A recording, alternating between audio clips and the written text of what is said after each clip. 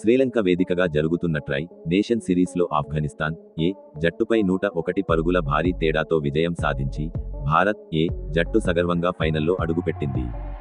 ఈ అద్భుత విజయం తర్వాత కెప్టెన్ తిలక్ వర్మ మాట్లాడుతూ, తమ కుర్రాళ్లు బ్యాటింగ్, బౌలింగ్ విభాగాల్లో కనబరిచిన పోరాట పటిమను చూసి ఎంతో గర్విస్తున్నానని సంతోషం వ్యక్తం చేశాడు.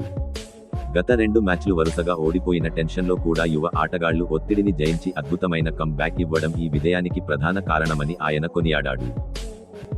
ఆఫ్ఘన్ పేసర్లు పదునైన బంతులతో విరుచుకుపడినప్పుడు తాను కేవలం తన బేసిక్స్ను నమ్ముకుని కీలకమైన భాగస్వామ్యాన్ని నిర్మించడం పైనే దృష్టి పెట్టానని వర్మ వివరించాడు.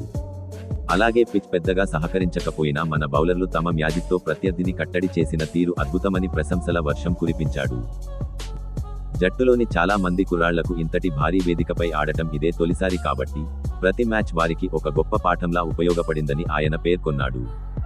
ఫైనల్ పోరులో శ్రీలంక వచ్చినా, ఆఫ్ఘనిస్తాన్ వచ్చినా ఎవరినీ వదిలిపెట్టే ప్రసక్తే లేదని, ఈసారి కప్పు కొట్టడం ఖాయమని ఎంతో ధీమాగా ప్రకటించాడు.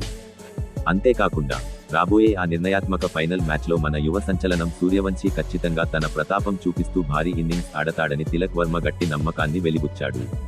19వ తేదీన జరగనున్న శ్రీలంక ఆఫ్ఘనిస్తాన్ మ్యాచ్ విజేతతో ఈ నెల 21న మన భారత జట్టు అమీతుమీ తేల్చుకోవడానికి సమరశంఖం పూరించనుంది.